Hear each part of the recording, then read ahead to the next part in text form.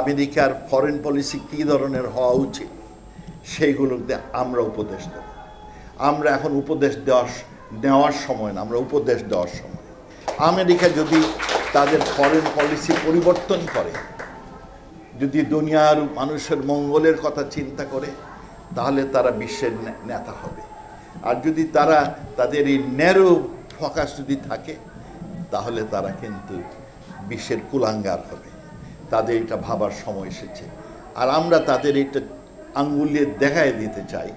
উন্নত দেশগুলোর প্রতি আমাদের ডিমান্ড, এখন দাবি, এই অস্ত্রের জঞ্জনানি বন্ধ করে মনুষ্য উন্নয়নে, মানুষের আপনার সাংস্কৃতিক বিকাশে, মন মানসিকতার বিকাশে সেই টাকাগুলো খরচ করো।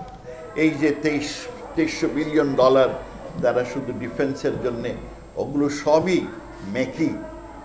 যদি আমরা মানুষে মানুষে সৌহার্দ্যবোধ তৈরি করতে পারি, তাহলে ওগুলোর দরকার হবে না। সুতরাং ওখান থেকে ডাইভার্ট ইউর রিসোর্স।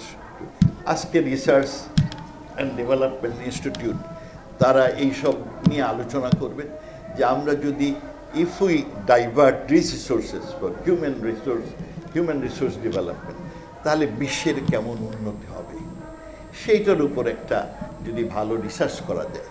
কারণ আমরা আগামীতে চিন্তা করছি পৃথিবীর ভবিষ্যৎ, পৃথিবীর ভবিষ্যৎটা কী হবে।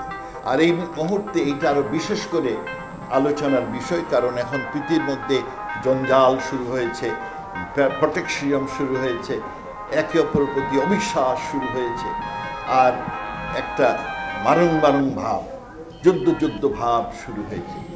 এই অবস্থার সময় আমি মনে করি আমাদের education research and development forum বিশ্বের ভবিষ্যৎ কী ধরনের হওয়া উচিত, তার উপর আমেরিকার ফরেন পলিসি কী ধরনের হওয়া উচিত সেইগুলোতে আমরা উপদেশ দেব। আমরা এখন উপদেশ নেওয়ার সময় না, আমরা উপদেশ দেওয়ার সময়। আমেরিকা যদি তাদের ফরেন পলিসি পরিবর্তন করে, যদি দুনিয়ার মানুষের মঙ্গলের কথা চিন্তা করে, তাহলে তারা বিশ্বের নেতা হবে। আর যদি তারা তাদের এই ন্যারো ফোকাস যদি থাকে, তাহলে তারা কিন্তু বিশ্বের কুলাঙ্গার হবে। তাদের এটা ভাবার সময় এসেছে।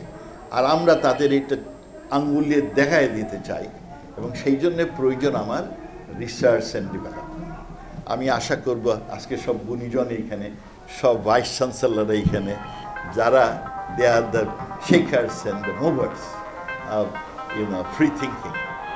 এখন পশ্চিমা দেশে ফ্রি থিঙ্কিংয়ের পরিধি সীমিত হয়ে যাচ্ছে। সম্প্রতি অক্সফোর্ড ইউনিভার্সিটি আমাকে দাওয়াত দেয় সেই জিও পলিটিক্সের উপর কিছু আলোচনা করতে। তারপর তারা আমাকে সাবধান করে দেয় যে আপনি গাজা বা ফিলিস্তিনের উপর কোনো কথা বলবেন না, কারণ আমার সরকার এর উপরে কোনো আলাপই চায় না। আর যদি আলাপ হয় তাহলে তারা ল্যান্ড গ্রান্ট বন্ধ। অক্সফোর্ড ইউনিভার্সিটির মতো ইউনিভার্সিটি, যেখানে known for the freedom of opinion and freedom of views, যে তারা ল্যান্ড গ্রান্ট বন্ধ করতে। আমরা এত ছোট হয়ে গেছি যে লজ্জার বিষয়। সেই ক্ষেত্রে আমাদের এখন সময় এসেছে, because Bangladesh is a land of free speech, is a land of free media. সুতরাং এইখানে আমরা we should take the global leadership. আর আমরা আগামীর পৃথিবীর ভবিষ্যৎ কী হবে, গত 75 বছরে আওয়ামী লীগ দেখিয়েছে যে তারা স্বাধীন দেশ দিয়েছে, স্বাধীন জাতিসত্ত্ব তৈরি করেছে।